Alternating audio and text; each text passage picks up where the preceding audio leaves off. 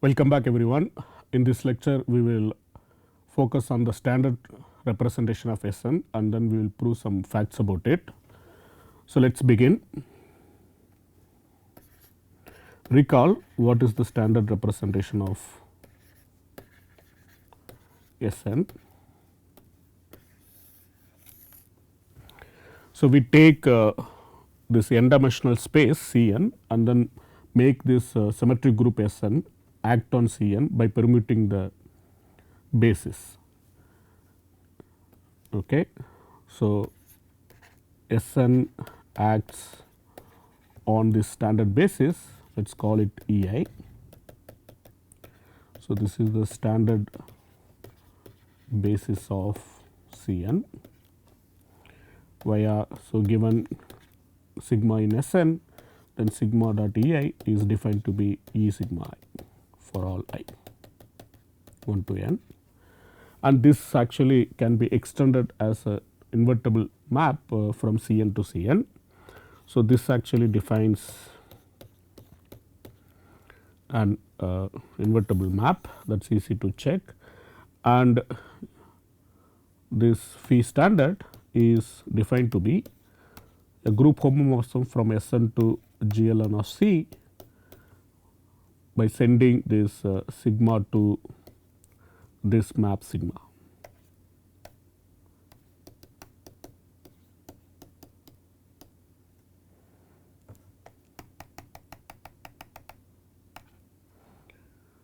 So, this is the phi standard of sigma, we are again denoting it by sigma, where sigma acts this way. So, this is the representation we wanted to understand. So, we actually observed that the following subspaces actually become Sn invariant. So, if we take this one dimensional space which is spanned by this sum of these Eis, so this is indeed sub representation of this standard representation. So, this is Sn invariant, and if we take the orthogonal complement of this, so we called it V, this is those vectors from Cn and which are perpendicular to this vector E1 plus etcetera En. So, basically if we take E1 plus etcetera plus En and then orthogonal complement of that, that is defined to be this capital V, and so this is given by, so those vectors, let us write it in the coordinate notation, this V equal to lambda 1 E1 plus etcetera plus lambda n En, and where this lambda I must satisfy the condition that summation lambda I range from 1 to n must be 0. So, this is what translate as orthogonality to this E1 etcetera En. So, V inner product E1 plus etcetera En being 0 translates saying that summation lambda I range from 1 to n is equal to 0. So, I claim that this is indeed Sn invariant and this indeed irreducible representation of Sn. So, let us prove that. So, let us recall the V. So, it is very clear that if we take Ei minus Ej for any pair Ij that comes from 1 to n. So, these elements are going to be there in capital V. So, now it is not hard to prove the span of those Ei minus Ej. So, this is going to actually give us the entire space V. So, we take all possible Ei minus Ej where Ij comes from 1 to n. So, indeed if we think about it a little bit more, so I will leave it as exercise.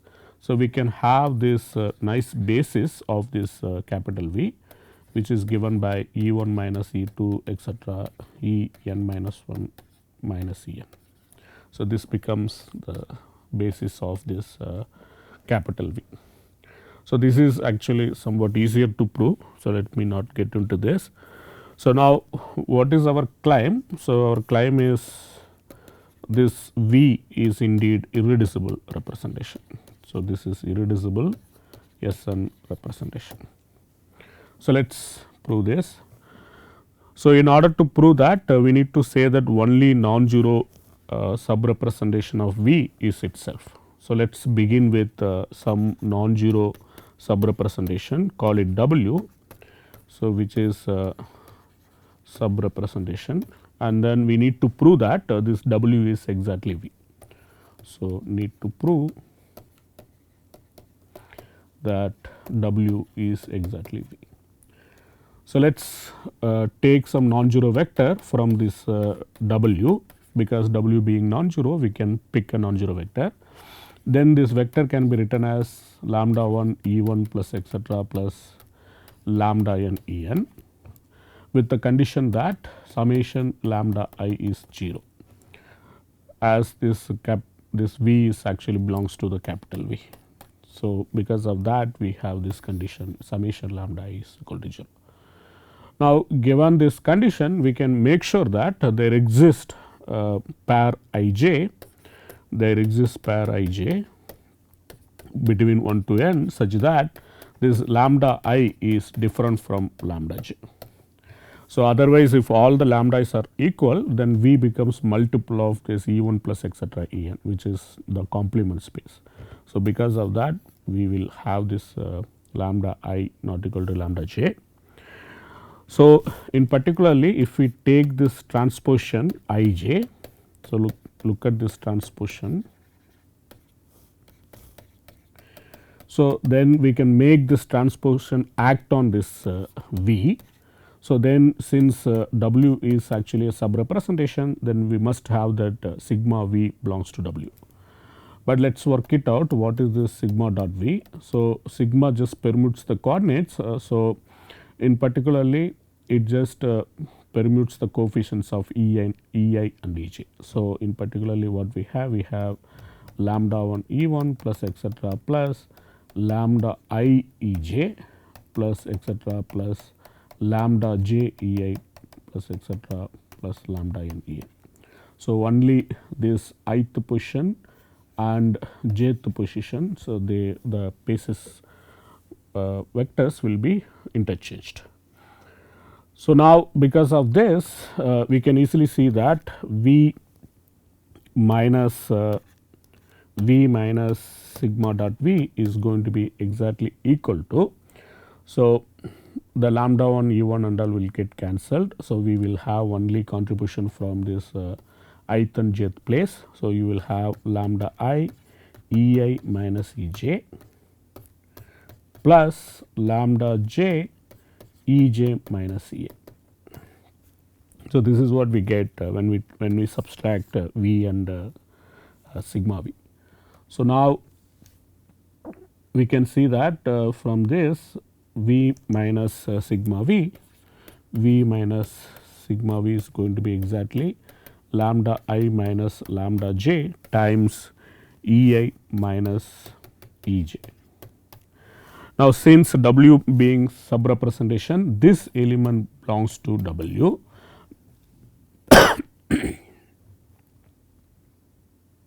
Now, since lambda I is not equal to lambda j, so that would imply that we get this Ei minus Ej belongs to W. So, that means we started with some random vector V, but we ensured that this Ei minus Ej now belongs to W. Now, we can use various elements from the symmetry group and then make it act on this Ei minus Ej, and then all those elements will be there in W. And it is not hard to prove that if you apply tau on Ei minus Ej. So, then this set tau belongs to Sn is going to be exactly equal to E r minus E s, where r not equal to s, where this pair comes from 1 to n. So, because of this, and this is going to be entirely contained in W.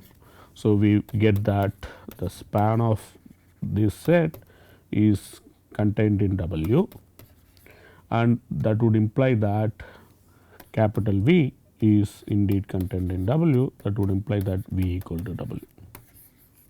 For example, if you have another pair R comma S coming from let us say 1 to n. So, what do? You just choose tau. So, choose tau in Sn such that tau of I is exactly R and tau of j is exactly S. So, this can be done. So, now if you apply tau on Ei minus Ej, so then we get exactly this is E of tau I minus E of tau j, which is exactly equal to Er minus Es, and this will be in W. So, this is how you can verify that all elements Er minus Es will lie inside W for all pair R comma S. So, that would imply that this non-zero subrepresentation that we started with must be entire V. So, that proves indeed this V that we have is irreducible subrepresentation. So, in particularly the standard representation can be actually decomposed into the following irreducible components. So, if we take this standard representation of Sn, that you decompose this as this one copy of V and then one copy of this one dimensional trivial representation, which is spanned by E1 plus etcetera En. So, both these are irreducibles. Okay. So, this actually tells us that how to decompose the standard representation of Sn into irreducibles. Okay. So, now I am going to actually spend time some time on discussing about some basics of these irreducible representations. So, I already convinced you that irreducible representations, they play an important role in the finite dimensional representation theory. So, to understand irreducible representation, first we need to know that how to actually create some of the irreducible representations. So, let us look at some small dimensional examples and then see how to characterize irreducible representations of the smaller dimensional representations. So, for example, if we begin with some representation that is of dimension 1, then we can always say that it is irreducible. So, maybe I will record this as a proportion. So, this proportion has some basic facts about smaller dimensional irreducible representations. Suppose let us say V is a representation of G. Now, if we assume that the dimension of V is 1, so then we can immediately say that V is irreducible. So, the proof is immediate, because if it is not irreducible, then it must contain non-zero proper subrepresentation, but one dimensional spaces cannot have anything proper non-zero. So, now let us try to understand what happens if we have one dimensional subrepresentation in a given representation. Suppose let us say W is a subrepresentation of V. So, this is let us say subrepresentation of V. Now, we can prove that this dimension of this W is one dimensional. So, then if and only if we can make sure that this W is spanned by a common eigenvector to all action of elements of G. So, then we can simply say that W is one dimensional, where this V is a common eigenvector to all this row of G, where G comes from G. So, let us say this row is this given representation map.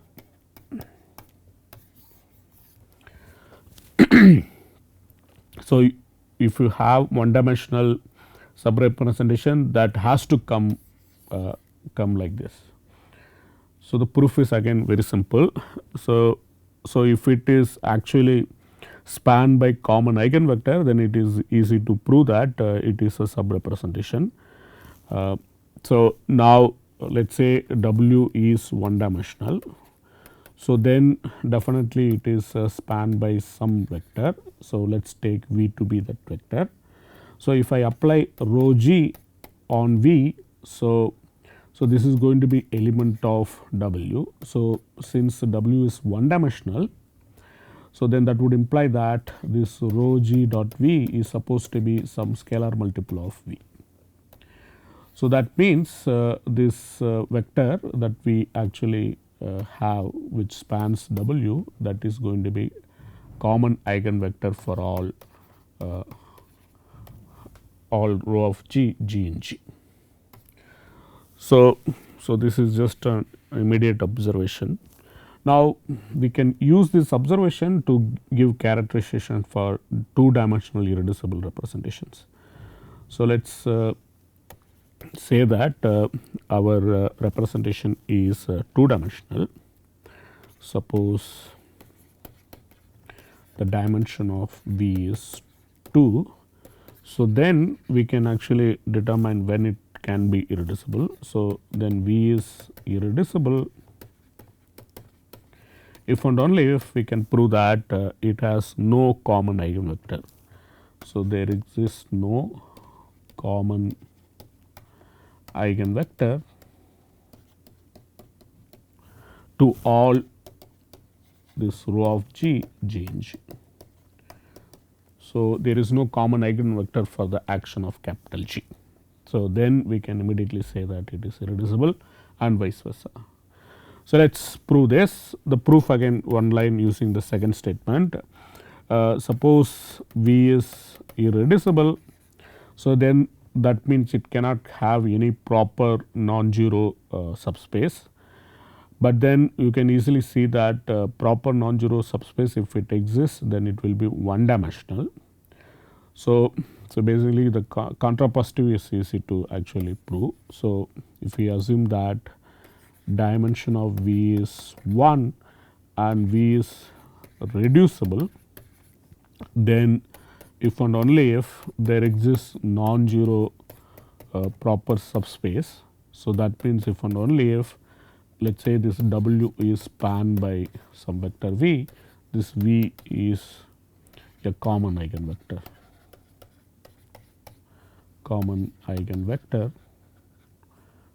for the action of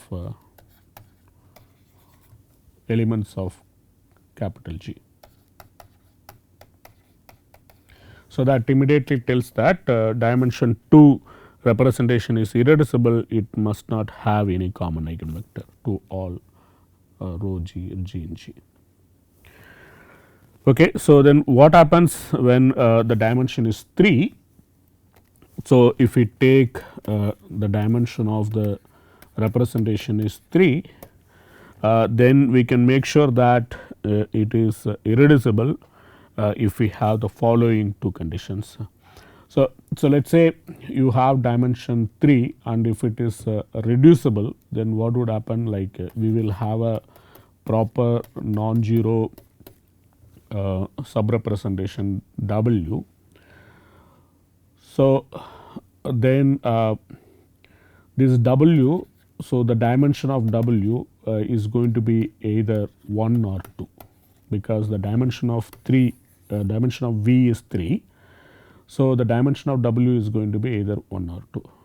So, we can actually make sure that whenever dimension is 1, then V must have common eigenvector. But when it actually the dimension is 2, then we may not be able to say anything solid about the representation. But if we assume that V is completely reducible, then we can make sure that there is always one dimensional subrepresentation, because the dimension of V is 3, this will definitely happen. So, we will put that as necessary condition. So, if we assume that V is completely reducible and has no common eigenvector,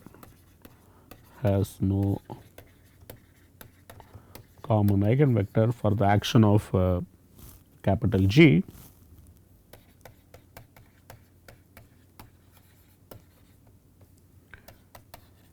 So then we can make sure that given these conditions, so then we can make sure that V is indeed irreducible. Okay, why that is true? Because V being completely reducible, we can immediately conclude that V is indeed direct sum of irreducible representations. So if we write V as sum of let us say two representations, okay. So actually we will, let us not assume like only two, like even we just say that it is sum of irreducibles and all of them are non-zero. So all of them are non-zero and irreducible. So then from this we can immediately conclude by comparing the dimension, because this 3 has to be equal to dimension of V1 plus etc plus dimension of Vk. So that would immediately imply that this k can be at most 3, and there exists some I from 1 to k such that this dimension of Vi must be 1,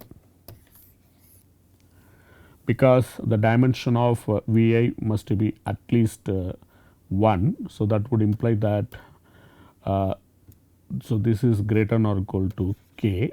So this means, so k can be at most 3, and now the dimensions of this Vi just partitions 3, and 3 can be partitioned into only two ways, 1 plus 1 plus 1 or 1 plus 2.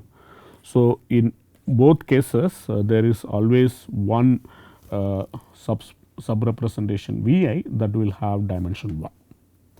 So that means you have one dimensional sub representations in V, that means there exist one dimensional sub representation in V.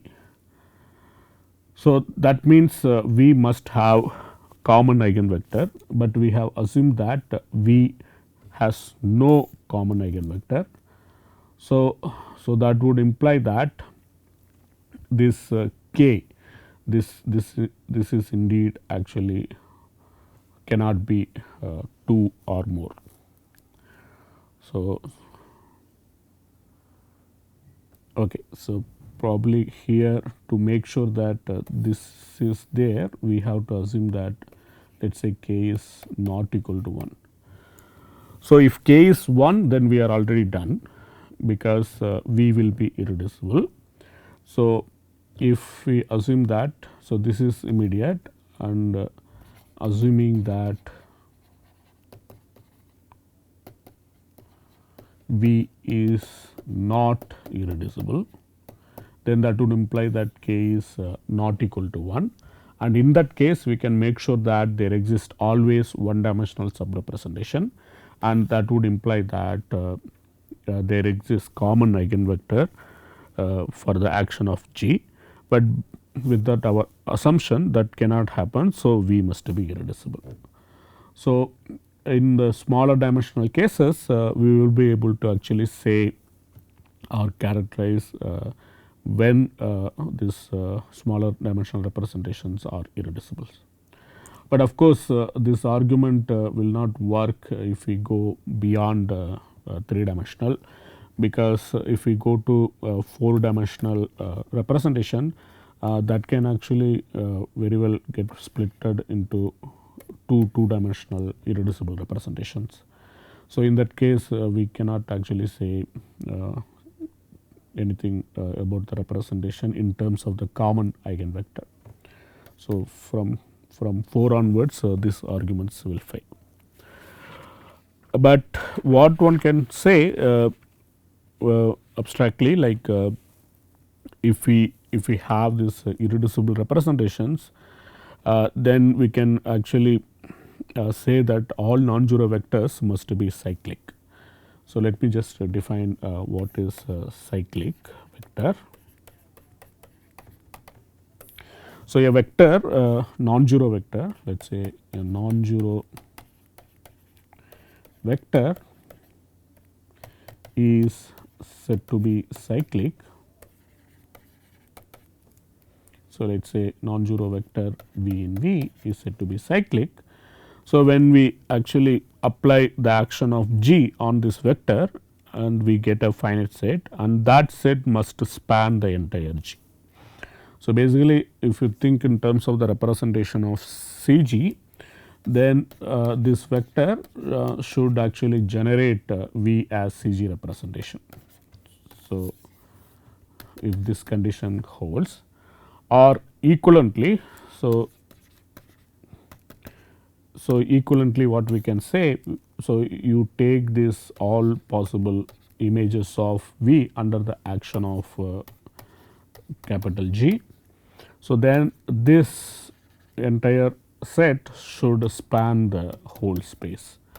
So, in that case we call this non-zero vector V as a cyclic vector.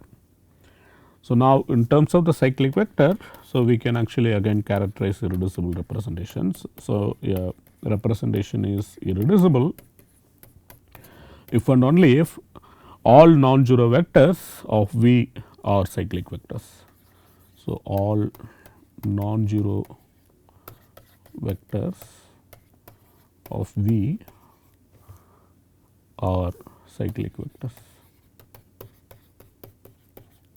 So, one way is obvious. So, for example, like if we assume that V is irreducible, and then if we take non-zero vector V in capital V, so then we can look at this span of G dot V, where G comes from capital G, and it is not hard to prove that this is indeed sub representation.